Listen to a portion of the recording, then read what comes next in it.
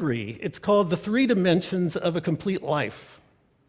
And he says this and that. He says, unless you are 3, you're going to be flat. He called it the length and the width and the height of life. And he said, a lot of people focus on the length of life. That's developing, according to King, your inner powers.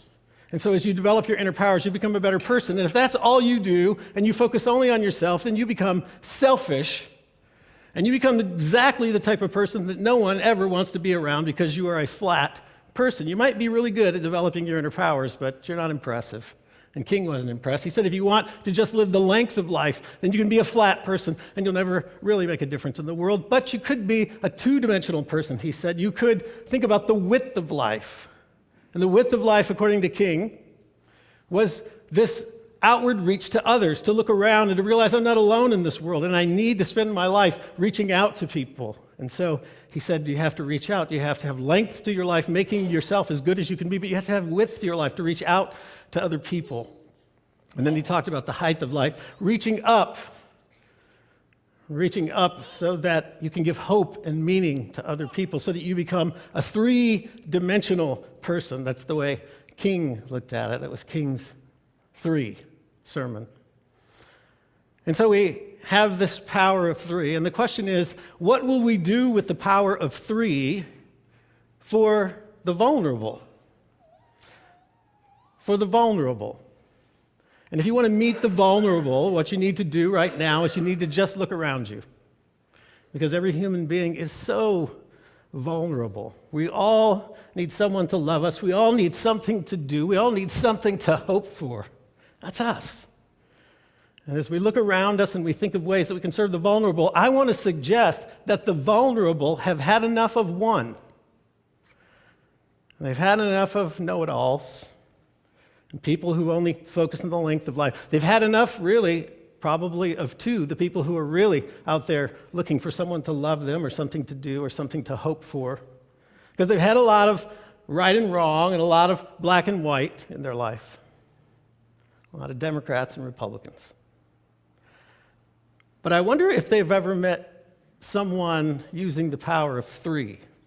Someone looking from a 3-dimensional aspect at their life and saying, I want to come in with this power of 3, with this 3 in my toolbox. And so I want you to put this rule of 3 in your toolbox tonight.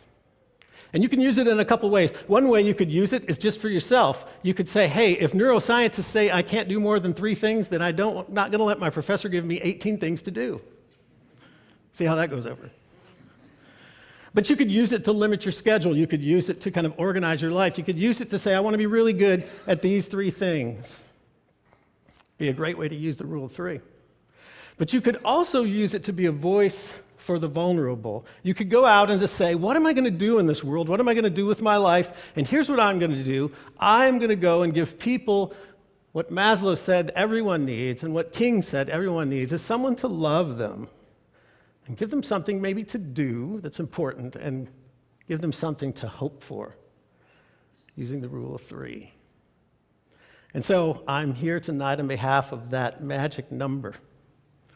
And I'm here to suggest that if we walk out of this room thinking not so much in the binary, not so much as champions of 1, to be number 1,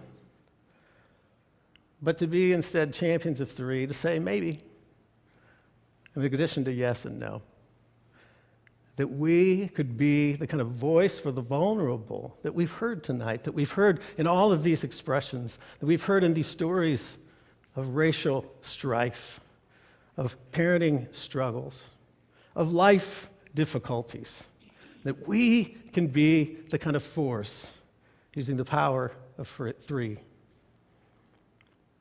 There's so many stories in our culture using this power of 3, but the question will be for you is, how will you use it to be a voice for the vulnerable? And I want to challenge you tonight to use that magic number, 3. Thank you.